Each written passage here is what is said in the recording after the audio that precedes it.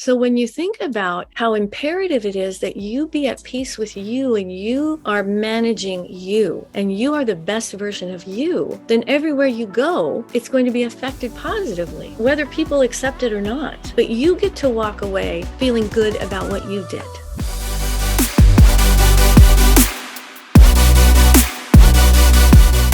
Hey everyone, and welcome to the Academy Podcast with the #1 international best-selling author and multi-award winning success and life coach, Camille Shah.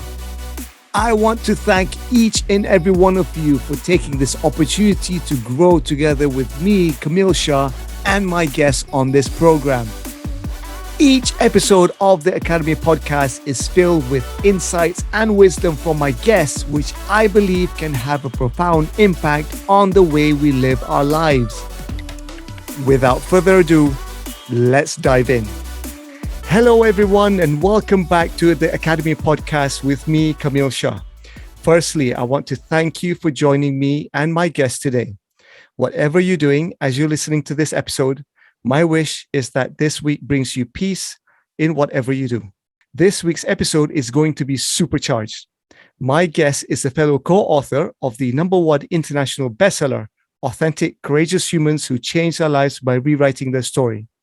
Now, since we connected through the book, she has been working on her own title, and I'm so excited to have her here today to delve a little bit more into her own upcoming solo book. Joining me today is Cinthia Hiett. Cinthia is a life coach, relationship expert, author, and motivational speaker with over 30 years of experience. With a master's degree in counseling, Cinthia has a passion for helping men and women understand relationships and gender differences. She is an international speaker, recognized for sharing inspirational and relevant teachings and presenting biblically based seminars. Welcome, Cinthia. Thank you very much for having me. I'm excited.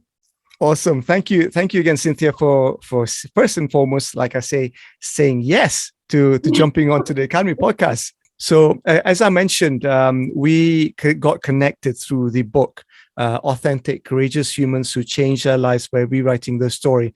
And I think that was one of the best things that has happened to many of us, because through the book, we got connected and we got to share our stories. We got to read each other's stories. And I think that's really powerful to be able to not only share, but also get inspired by other people's stories. So thank you for joining us today and for saying yes, for jumping on to this episode. Absolutely. So Cinthia, as I mentioned in the bio, you're a motivational speaker, you're a coach, but specifically relationship coach, right? Yeah. What's interesting is that since the book, the Authentic book, you've been working diligently, I think, in the background on your own solo book, which is, I think, going to be launching soon. Yes. Can you just share with us a little bit about, how your journey has been up to writing your chapter in the book Authentic, but also going beyond that to now working on your own solo book? Absolutely. It was really a pleasure to work with, all of the authors with the Authentic book. And the chapter that I had placed in that book was my own life story. And what I entitled it was Can Fairy Tales Be Real? Which is kind of a silly title, but what it really is about, I was adopted, and so it really talked about how I understood that God placed me in that family, even though I didn't understand it. I'm nothing like them. They are very concrete people. They are very structured people, and I'm this artist that they had no idea what to do with. And so what really came out of the whole entire experience was understanding how in many ways, in God's grace, he put me in a family that grounded me and taught me how to be grounded and how to be structured, which then helps me be able to do my life's work. Instead of just being this like uncontained water, right? Like many artists are, I can contain that and focus, and I can still be creative in what I do. Wow. Thank you for sharing that. And I think, it's really interesting that you've mentioned about, your journey, especially about how we find ourselves. I'm also reflecting on this. sometimes we go about our daily lives and things happen, and I personally believe that there is a higher power that's Mhm. guiding my life. I am part of that. I'm part of the running of my life, but there is a higher power that I understand that is beyond my understanding, right? That controls and creates things. And I think that's really powerful that you brought that up. Something that I also kind of thought about there is, the conversation, that I've had with many people out there about, are you the narrator of your own life? Are you, Mhm. how much control do you have of your life? And are you being guided sometimes? Sometimes we talk about gut instincts or Mhm. intuition. What are your thoughts about that? Well, I'm glad you asked that because I've spent many years thinking about it. And in my family, my older sister was their only biological child, and then they adopted me and my two younger brothers, all from different places. And so we are all very, very different. And one of the things, I was raised in a Christian home, so for quite a while, when my parents kept pounding into me, what about your education? What about your education? And all I wanted to do was sing and dance and draw and do all of these things, right? And they are these very Mm, intellectual people. And so I never felt like I was really accepted or belonged. And I remember saying to God one day, I said, really, God, first and foremost, he helped me understand I wasn't happenstance. Like I used to think I just appeared, right? And he's like, mm, uh-oh, I gotta make mm, a plan for this person, right?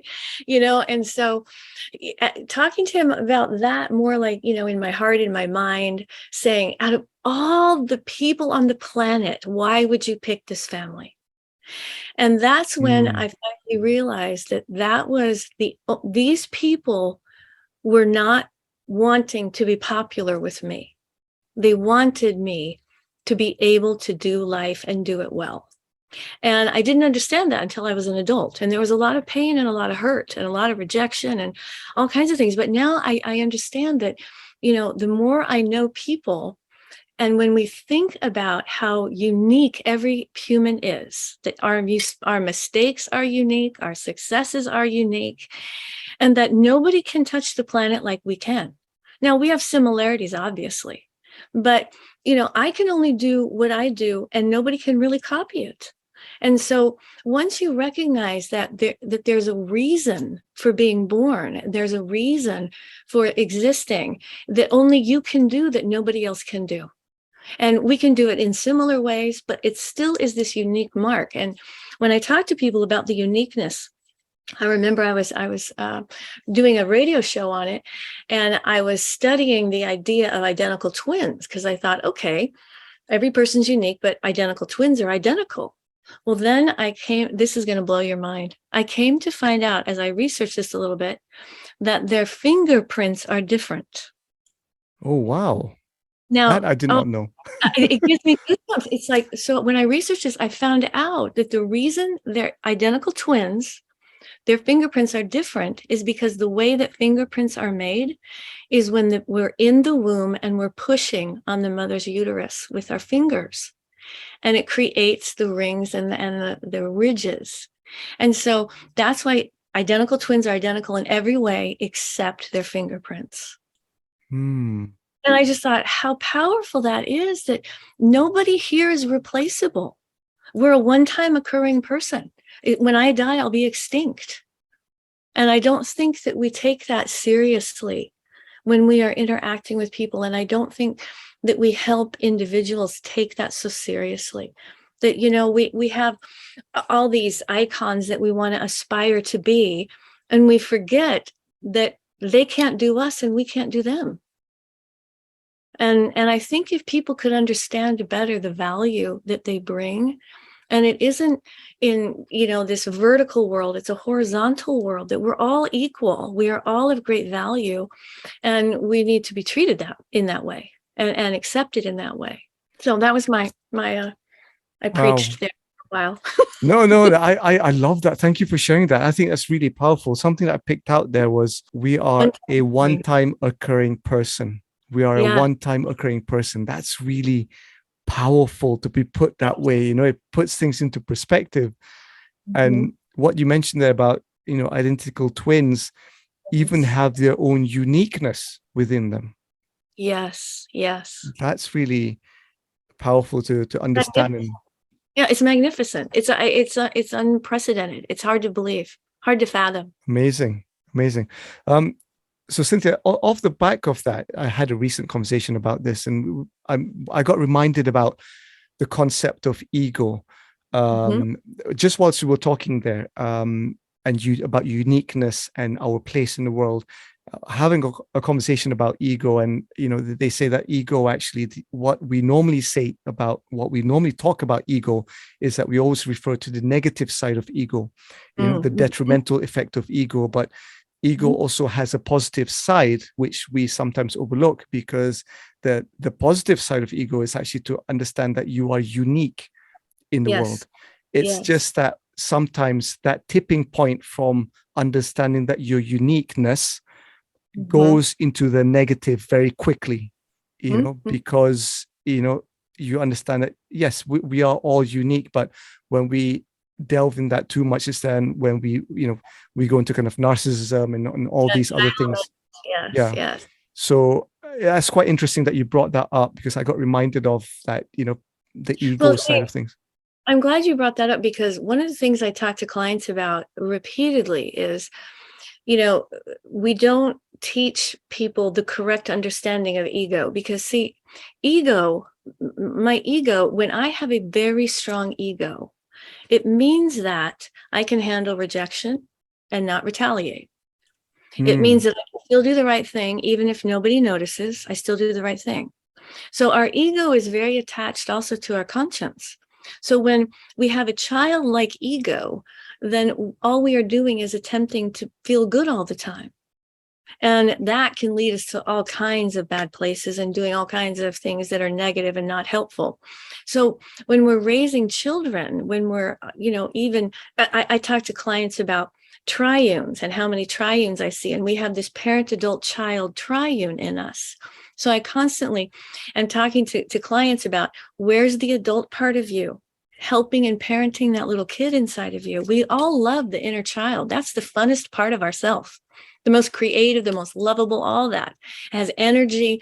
But if we're not parenting, if we're a bad parent, we're a condemning parent, or we're an absent parent to ourselves, then our life is going to be a mess.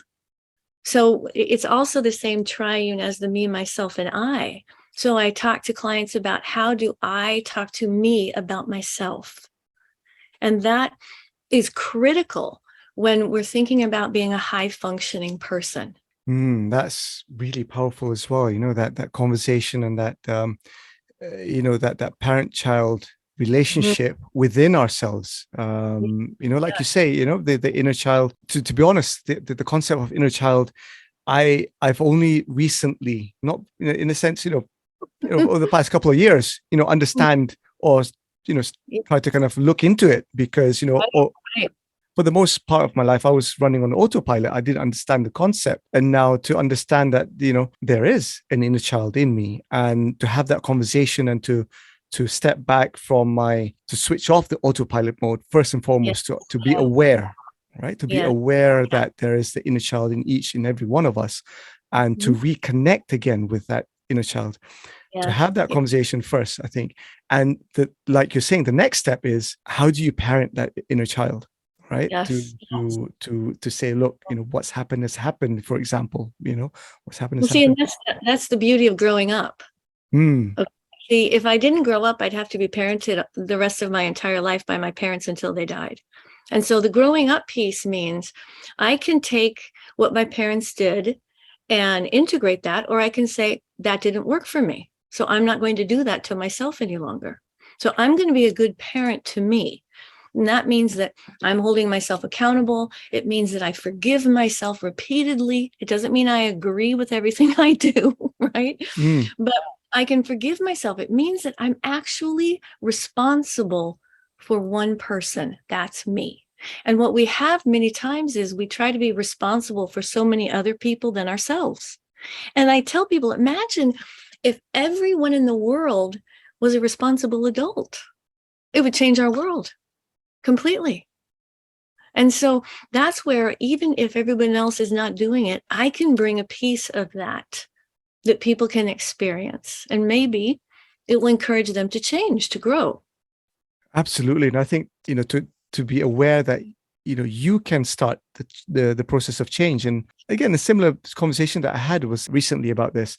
I said, the things that we do, there are two ways of looking at it. One is we can approach it, like we said about, in terms of ego, to say, look, I did this by myself. But if you take it beyond yourself, say, look, I'm doing this because it impacts me, but also it has an impact on other people, saying that actually, if Camille can do it, I can also do it, in the sense that I don't need to repeat what has happened to me before from my, from my past. I am, as you mentioned, responsible. Now I want to bring the responsible in, because responsible is response able, right? Response able. You're able to respond. You're not reacting to things. You're responding to things. I think I want to bring that in because that's really interesting. That's the difference between reactors and responders. Your take on that. Well, if you going back to when we talk about maturity and growing up, and the prefrontal lobe, which is right here, does not come online until 24. That's when you're a fully bona fide adult. So we have this 18 to 24-year-old segment of people that are burgeoning adults, and we would hope they become adults. Many of them don't become adults. So now we have little kids in adult bodies, which is very difficult for a society to contend with. And so when you think about this whole adulting piece, then what we're doing is we're making sure that we are the best version of ourselves. And I've told people this for years, when God really helped me recognize, because, being adopted, it kind of messes with your identity, right? You don't know who you are. You don't know who you're supposed to be like. You don't match with your parents or your siblings. And so when I realized that the goal for my life is to be the best version of me. Nobody can do that like I can do that. And I can be a bad version of myself, and have been. I have been that. Or I can continue to work on being the best version of me. And what people find when they do that, they actually like their own company. And see, that's, I used to feel like I wanted to unzip myself and just get out, right? Just hated myself. And when I learned that, wow, I'm going to be me forever. It's not like I die and become somebody else necessarily. I mean, I know that there are some religions that believe that, but the soul still follows, right? And so we don't keep getting a new soul. So when you think about how imperative it is that you be at peace with you, and you are managing you, and you are the best version of you, then everywhere you go, it's going to be affected positively, even whether people accept it or not. But you get to walk away feeling good about what you did, and not doing the shoulda, coulda, woulda, if only then process, right? That we all do. That's really, really powerful reminder that, again, I'm also reflecting on my previous self, my previous life and what I was doing before, and, just reacting to things. And, now once you understand that, you, like you're saying, what you started off saying, you're a one-time occurring person. Once you understand that, you truly understand that, and say, wow, I don't need to repeat history again. I can create my own history, and I can create my own, this is my life. This is what I want, I want my life to unfold as. That gives you so much power, right? Yes. Think about mammals. All mammals learn.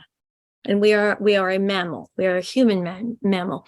And so we can either choose to learn or keep repeating the same thing over and over, or trying things that are the shortcut, and not being willing to invest deeply into our own life so that we can actually enjoy our own life, no matter how bad it might be around us.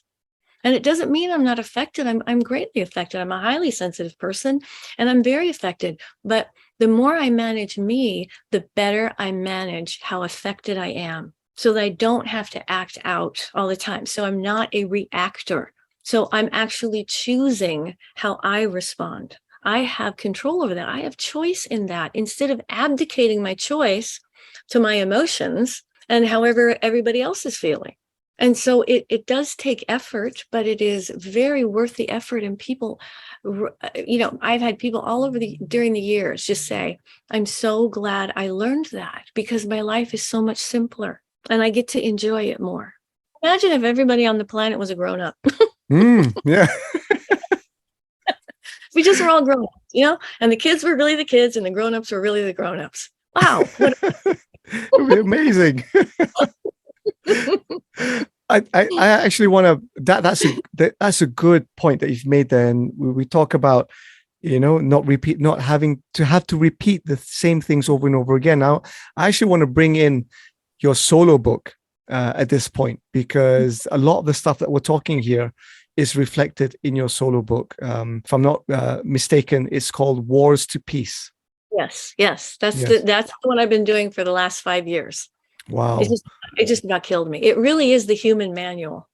I'm thrilled about it. It's really exciting. Even, my husband, I'll tell you, this is funny because the psychology and, he's not one of those guys, right? He loves this book. Wow. So that tells me something, because he's like, this makes sense. I can do this, So yes, thank you for acknowledging that. Yeah, I've had a sneak peek at it. I'm absolutely honored to have a sneak peek at it. And like you're saying, it is a manual. If you're tuning in when it's out, actually, do you mind sharing with us, when do you think it will be out and launching? I think they're launching an advanced version on Amazon within the next couple of weeks. And then I think it will, I'm not exactly sure. I'd have to ask my editor when the hard copy launches. So that would be within the next month, probably. Sure. So it will be out on Amazon. So that'll be really amazing. If you're tuning in, once you get a copy of this, you'll understand what I'm talking about, because it is a manual in itself, a manual for relationships, especially. Can I divulge a little bit about it at this stage, Cinthia? Yeah, thank you. Yeah, because you mentioned there's a concept in there called DEF CON, right? Yes. If you're in the States, you understand what DEF CON means, but if you're outside the States, you might not understand what DEF CON means. But Cinthia, can you just share with us a little bit about what that means in the context of the book? The DEF CON concept is a military term, and it was created in the 1930s. And what it did was it guided the military in terms of what level of power, what level of retaliation they were going to take at different times. So it relegated them to certain choices, so that they did, and so I tell people all the time, you don't immediately go nuclear on somebody, okay? And so, but once you understand what your countdown is, and it's a 5, 4, 3, 2, 1, and 1 is nuclear, and nuclear means we're not coming back. There is no way to come back. This is damage. This is long-term damage. And so we want to be careful that if we're going to DEFCON 1, that it's a very conscious choice. So that would be things like a divorce. That's DEFCON 1. That's the annihilation of that marriage, and it's done. And so we don't, throw around the divorce word simply because we got our feelings hurt. And this is why, because we end up exciting people's sympathetic nervous system, and then they get flooded with all these stress hormones in their brain. Now they're only thinking on survival. And whenever we're in survival, it is not pretty, right? We all know survival is not pretty because it's survival. So especially in the United States, even at how just kind of mixed up we are right now in our nation, we still have a very peaceful nation. And so people still pretty much obey the rules in a lot of ways, which helps everyone to kind of stay calm.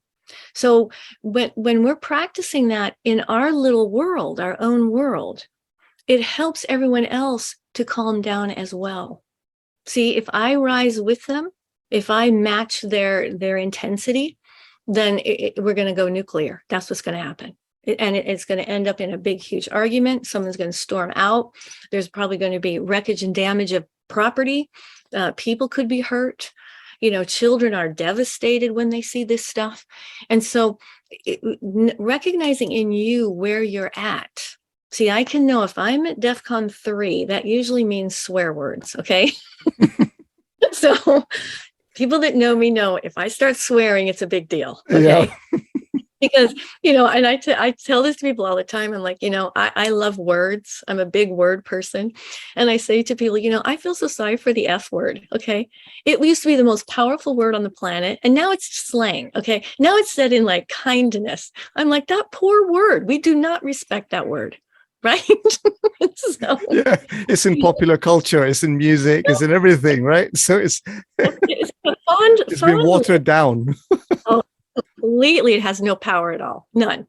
Lost all its power. Right. So I think we need to respect these types of things, that we need to recognize where we're at. And I might need to say to somebody, this is a really important thing for us to talk about, but I can tell inside of me, I'm not going to do well. I need a timeout. I need to time out can I call you in 3 hours? I am not going to do well. I know me. And see, what that does is the other person immediately calms down as well. They also feel respected. And so whatever was being added, the fuel to the fire, right, kind of like gets extinguished some, because we're lessening all of that adrenaline. And we're recognizing that, hey, there's no blood, no broken bones, everybody's breathing. We can relax, we can figure this out, and we can take time. So what I remind clients of on an ongoing basis: blood, broken bones, nobody's breathing, fire. We have no time. Everything else, we have time, if we'll just be willing to take advantage of time. But that little kid inside of us wants to feel good right now. So if we don't get a handle on that inner child part of us that is very susceptible to all kinds of feelings, then that's the part of us that's going to run the show. And we're going to go nuclear. There isn't any other way to go, because the feelings will continue to escalate. And our brain continues to give us reasons why our feelings are accurate. So, we start believing all the adrenaline, and now we're off to the races. And this is when, after that fight ends, most people were like, did it have to go to that? And everyone feels bad. And then we have shame attacks, right? We can't believe we went that far, and now we don't know how to fix it. And then we're mad that we have to fix it, right? So it gets very complicated unnecessarily. So much in there, Cinthia. Thank you for really thank you for sharing that, because I picked out a couple of things in there. The first Good. is the concept of, you mentioned about DEFCON 1 being going Yes. nuclear, and there's no way back from it. And Right. as you were mentioning there, I got reminded, I come from a Muslim tradition, Islamic tradition, and Yes. the word divorce in a relationship, in a marriage, is not something, it has significant weight. You do not just mention Right. that, willy-nilly, you just don't. Just throw it around. Yes. Exactly, because it has a significant weight. And that's quite interesting that you've mentioned that as DEFCON 1, because it seems that it is a cross-cultural thing, that that is the last resort, and you don't joke about that kind of stuff. So Well, that's quite interesting. So you're making a good point, because one of the things I talk to clients about is understanding their brain. And so we have on the right side of the brain is the amygdala. That's the fight, flight, or freeze. That's the DEFCON system, right? Then on the left side, we have all logic. There's no feelings over here. The prefrontal lobe is the adult, 24 years old. So what happens is we have to know where we are at in our brain. So if I get my feelings hurt, and I start to think of all the ways I want to retaliate, see, that means I'm in the amygdala. That's adrenaline. That means that this side of my brain thinks it's going to die if I don't kill someone first. And it's that compelling.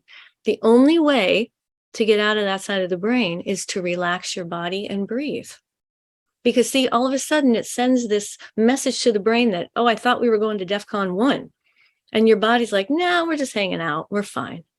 And you take oxygen, and it eliminates all of that adrenaline the more we breathe. And then we're back to the prefrontal lobe, and we can actually think. So I recommend to people, I say, if you can feel that escalation, you don't have to feel guilty about it. This is your body, your brain trying to help you. But you are the executive of that system. So you decide. And you can say to somebody, I need to take a time out. I'm not going to handle myself well. And I can go to the restroom. I can stand in there and breathe and relax my body and say, is this really the hill I want to die on? Do I really have to go here? Can I, maybe extend it until the next day and say, let's sleep on it and think about it. And what you do is you respect yourself and you're respecting the other person. And we're cutting down on the amount of wreckage and damage, which is what it's prevalent in our world right now. People are just loose cannons. They just follow their feelings wherever they go. I could preach on this for days.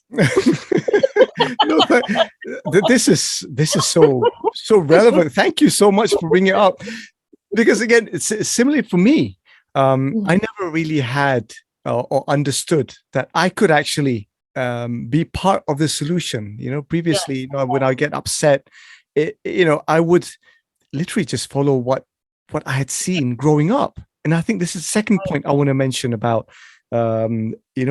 sometimes without knowing, we pick up things as we grow up. We see how our parents operate in terms of what they do, how they talk to each other, how do they manage themselves, as not only as parents, but also as husband and wife, right? Yes. And we pick it up, I pick it up, and without understanding, you just naturally repeat what monkey see, monkey do, right? Right. But now I understand that there are certain traits which is still there, but I catch it. Like you say, I actually excuse myself from the situation. I just need to take time out. I would go out, go out of the room. I go out into the living space, just lie down, just breathe.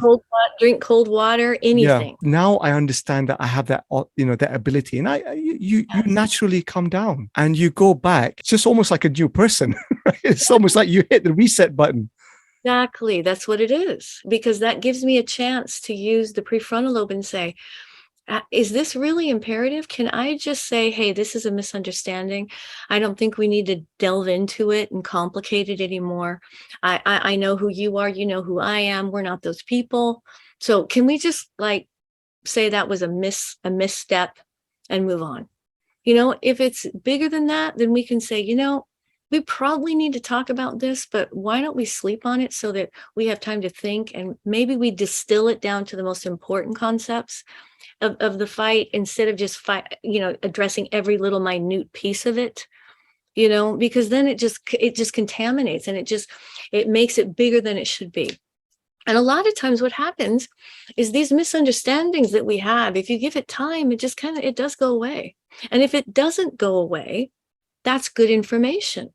That tells me that I actually have to talk about that thing, because it's not going away. It helps live more at peace with one another. Absolutely. As I'm reflecting on this, I guess the concept can also be applied, to you if you're a parent having a challenging time with the children, and being able to excuse yourself from that situation, not forcing yourself to enforce something.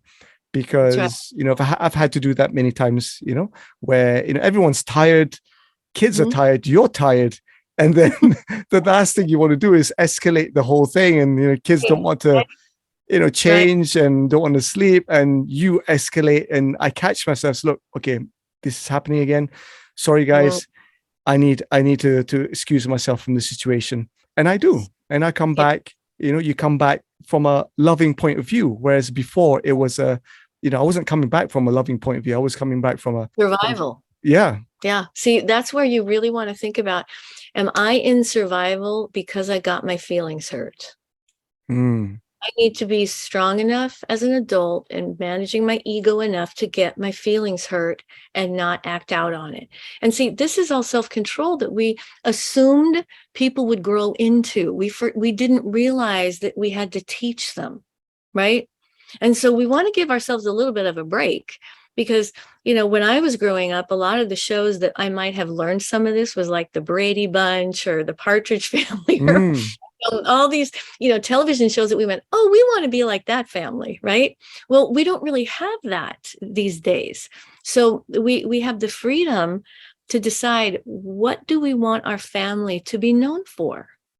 What do we want to continue to say to one another? Hey, that's not us. That's not what we do, and be able to make mistakes, apologize, fix it, move on, and learn from it. so that we have better self-control. Because the hardest thing is controlling self. That's the biggest problem. And we all have to learn how to do it. And I'm better at it, but I'm going to tell you the truth. This is one of the funniest things God ever told me. Okay. Because God knows I love jokes so much. Okay? So I said to God, I had no idea how much I would love this profession. I've been doing it for 30 years and thank you. Right. So you know what he says to me? He goes, well, Cinthia, he goes, you need a lot of treatment. That's too much money for you to have treatment the rest of your life. So I'm just going to have you do it for a living.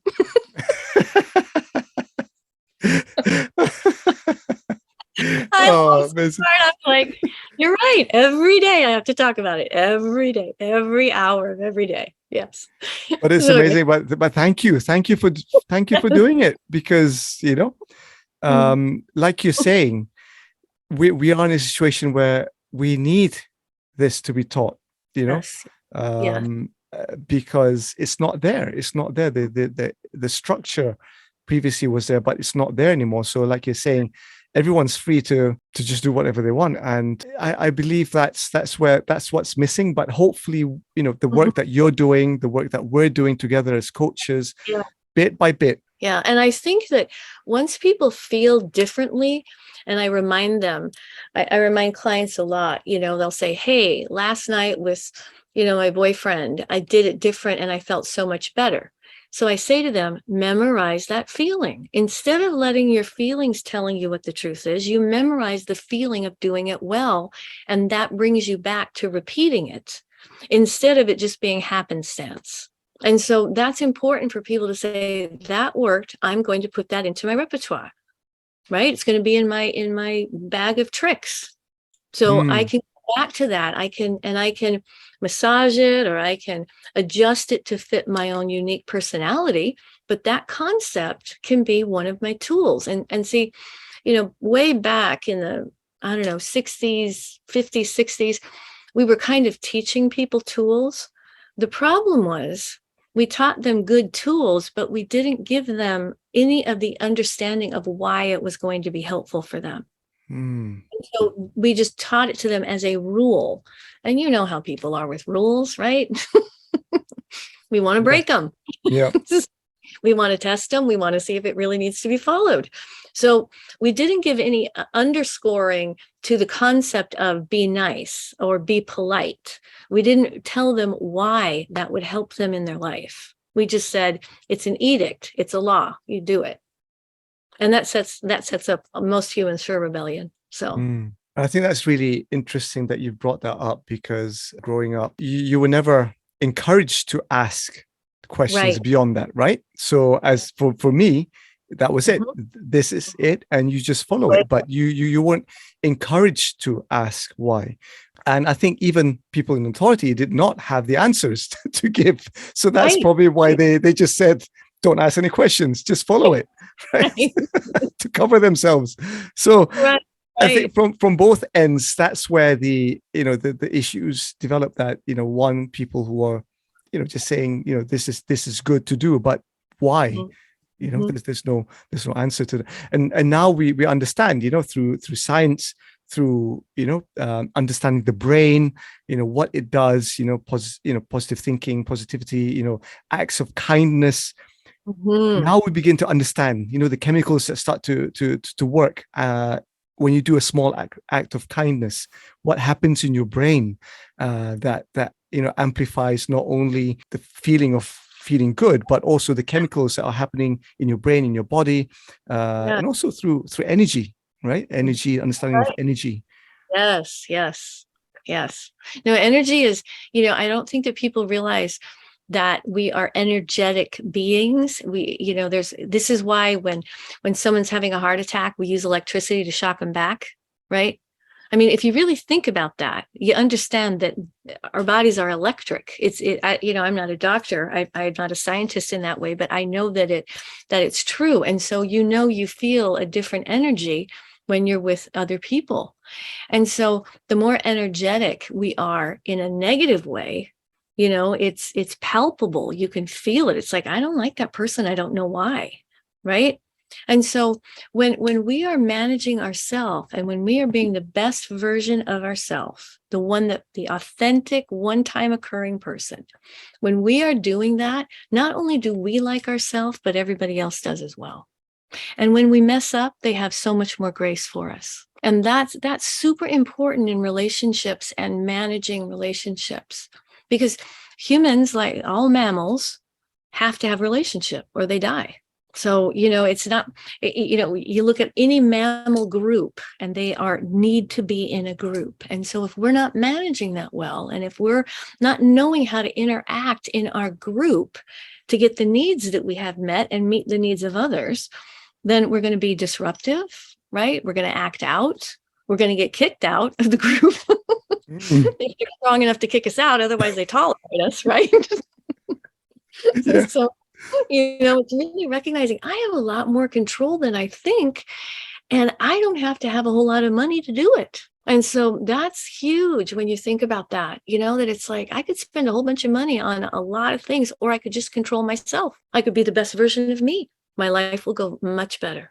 I want to bring up that point about energy. Yeah. And I'm a big believer of that. I didn't understand it before, but now when I reflect on things that have happened to me in the past career, I used to have a plant on my desk, right? In my previous job.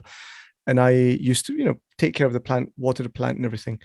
But I remember there was a period where I was super, super stressed because of the deadlines, because of what was the politics that was happening in the office. And I just wasn't, that affected me physically because I have a history of asthma, and whenever I get stressed, right, or anything stress, I would get eczema. Eczema would flare up on my skin, right? So that first and foremost, I understood actually I control what happens to me, right? So my brain's actually developing all these chemicals that's manifesting itself physically in me. So that was the first thing. But the second thing was this plant that was green and lush. It was a desk plant. It started wilting. Right. Wow. It started wilting. And I kid you not, everything was the same position, same everything. It started wilting. And I didn't understand why. I took it home for a while. I thought it was something to do with the water, something to do with soil. I eventually left that office. Right. Wow. Yes. Plant survived. It was wilting, but it was just barely surviving. I took it to my new office, new environment. I was much calmer, happier, at peace, and it started growing again. And I'm telling you, I'm pretty sure that has to do with the energy that I was projecting around me, and it affected that plant that was with me in the office. Anger, angst, upset, they're palpable. You can feel it from somebody. Now, sometimes some people are more energetic than others, so you feel it more. But, that's part of what goes on in our day that our subconscious and different parts of our brain and body are doing for us. They're feeling different types of energy and helping us to either move away or move toward. And so, it's part of understanding that everyone's energy is also unique to them. And so we can either have a positive impact when we walk into a room, when we are interacting with somebody. And even if we make a mistake, I say to people, you can make a really big mistake, but if you take responsibility for it and fix it the best you can, you've given back even more than what that mistake took. That's how magical, I guess, is the word. I mean, it's spiritual. It's how phenomenal the human being is that when we fix something we did wrong, we're even stronger because of it. And so I think it helps if people could recognize that the beating up of ourselves only weakens us to the point that we're going to get into addictions, sleeping, negativity, bad behaviors, it's going to make our body physically sick. We'll be more susceptible to any disease that comes our way, and so our body is working really hard for us. And I'll tell you, one of the ways I got into this profession was I had a terrible eating disorder in my very early 20s. And anorexia is all about, fear of being fat and all this stuff. And I remember really understanding how hard my body was working for me and I was working against it and mad at it. I was so angry at my body. And then I really realized, like, after talking to God a lot about this, and he was not happy that I was unhappy because he made me and he likes the way he made me. He made that very clear to me. He goes, don't talk to me about it again, Cinthia. I like what I made. Either get it or move on, because I don't want to hear the complaining anymore. Right. And so when I kind of got over that and realized, wow, I had a much more loving feeling toward my body when I realized when I die, I don't die, but my body does. And this is the only life it gets.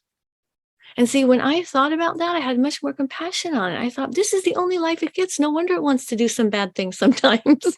Right? Because it's not whatever is going to be in the afterlife. I don't know, but it won't be this corporal body. Right. And so it gave me a lot more compassion for my body to recognize that it's working really hard for me and doesn't stop. No matter how I treat it, it keeps doing its job, and I need to honor it in that way. Not indulge it, because that doesn't help it, but honor it. This is the vessel I'm in until I pass. I don't get another one. So we want to make peace with who we are. Wow. Thank you for sharing that, Cinthia. I mean, that's for being open about that and sharing that. The fact that, I'm here right now having this conversation with you. I don't know how I got here. I'm here, right? I didn't ask to be here, but I'm here, right? Exactly. And like you're saying, the body's doing whatever it needs to do without even me asking it to do it. Exactly. Right? Exactly. Working hard day and night. And, I'm reflecting on what you mentioned there about, also for me, I'm reflecting when I was growing up, I had severe asthma. Now I have greater appreciation about, health and taking care of my body, because I remember those days and nights, especially when I was growing up. Mom and dad had to take me to the hospital to get a nebulizer or kind of steroid injection in those days, because I couldn't breathe. And now I understand, wow, I have this that I should be taking care of. And I didn't, I'm not even asking it to do anything. So the least I can do is say thank you. Right? Yes, exactly. And take care of it. Exactly. And give it what it needs to do its job. Right. Yeah, absolutely. Yeah. You don't put gasoline in the oil tank, right? I mean, it's like, oh gosh, you're really going to mess up the car, and it won't be the car's fault. It's you. And we need to take care of it. And I think you mentioned about, the responsibility. We go back to what we mentioned about, responsible, our responsibility, take ownership of what we have, what we're given, and, accountability of it as well. And thankfulness. Thankfulness. Absolutely. This has flown by. I'm just enjoying this conversation. We could go on for hours. Oh, I know. We'll do it again. I'm so glad to met you. So thank you. I love this. Thank you again, Cinthia. We're coming up to the tail end of this conversation. How can people connect with you? They can go to my website at cinthiahiett.com, and I tell people it's phonetically perfect. So it's Cinthia Hiett. Very easy. And there's lots of ways to connect there. I also have a podcast I do every week. And so any of the podcast servers that they like, if they look up Conversations with Cinthia, there's all kinds of them to choose from. And I have assistants that also create study guides that go with the podcasts that can help you to do a little deeper dive into the conversation. And so, there's all kinds of different places. So thank you for asking. Amazing. And we'll put all the handles, the website, the description in the description of the episode. Thank you. I appreciate that. And also the book, the book is coming out soon. So if you're tuning in, keep an eye out on Amazon, Wars to Peace by Cinthia Hiett. Grab a copy. Again, I've been privileged to have a sneak peek at it. I truly, say that it is a manual. If you really want to understand, Cinthia comes from 30 years of experience. I'm kind of reflecting. I wish I had this a while back, so that. But anyway, life is the way it is. I'm grateful that you've taken the initiative to write this. A labor of love, to bring this to print. Yes, thank you. I appreciate it. And I was so glad to meet you. It's nice to have like-minded people. So I'm thankful for that you appreciate some of my jokes. I do Absolutely. have, I do have one to tell you. It's one of my most fun jokes. Are you ready? Yeah, go for it. Okay, so why does the mushroom always get invited to the party? He's a fun guy. It's a, It's so it's stupid. a fun- I'm going to use that one. It's so hilarious. This is what's really fun. Then I found out that there are like fungi jokes all over. I mean, it's a huge world. I didn't know anything about it, right? And so Oh, I love clever things. oh, amazing. I love that. I'm going to use that. I'm going to use that with my family. Okay. Oh, Oh, thank you amazing. so much. Thank you, Cinthia. Cinthia, before we go, usually Yeah. on this podcast, we have a tradition where we do the quick 5 question round. Okay. Simple questions, easy to manage. I hope you're okay to do this. Yes, absolutely. Okay. So, question number 1, what Yes. is your favorite word? Probably excitability. Love that. We haven't had that before. Love that. No, I love that. Thank you. So question number 2, what are you currently reading or listening to? I'm currently reading All Over Again, Viktor Frankl's book, Man's Search for Meaning, which is one of my favorite books. So I'm rereading that one. Amazing. Love that. Okay, so question number 3, what is the worst advice you've ever received? Just to forget about it and it'll go away. Absolutely, I agree with that. Yeah, it's like the worst of the worst. On the flip side, what is the best advice you've ever received? Trust God. And I say this frequently to men because now, depending on your religion, the Christian religion, God is a man. And I say to people, men love being trusted. That's one of the greatest gifts you could give a man, is that they want to be trusted. And they hate it when they mess up and they want to fix it. And so I say to people, God's a man. He wants to be trusted. So I trust God. That's what I do. And that's helped me tremendously throughout my life. It's great advice there. Thank you, Cinthia. Last question number 5. What can we expect from Cinthia in the next 5 years? I would like to write another book, except that I don't know if my family will let me. Especially my husband, right? And I don't really like writing books, but I have tons of ideas, and so I like to get them out. So I will write another book, that's for sure. Maybe get him involved as well. Right. Exactly. Oh, amazing. Cinthia, thank you so much. I've thoroughly enjoyed this conversation. I hope you have too. I really have. It's been a really good hour. Thank you. Amazing. Okay, everyone. Thank you so much for joining. This has been an amazing episode. It has been the Academy podcast with Cinthia Hiett. I'm absolutely honored to have her on the show. Until the next episode, it's goodbye from me and from Cinthia. Yes, goodbye. And thank you for listening, and take these into account and implement the things that you're learning from this academy. Amazing. Thank you so much, everybody. Until the next episode, stay safe, stay healthy, and peace and love from us always. Bye-bye for now. Thank you so much for tuning in from wherever you are. My sincere hope is that this episode has not only resonated with you, but also given you some invaluable tips and strategies to improve your life. Don't forget to share your comments with me. As you know, I love to hear your views. Also, remember to follow the Academy, follow me, my guests, and tag us on our social media handles, which will be provided in the description. Most importantly, please leave a review and let me know that you've heard this podcast and how it has impacted you. Until the next episode, stay safe, stay healthy, and peace and love from me always.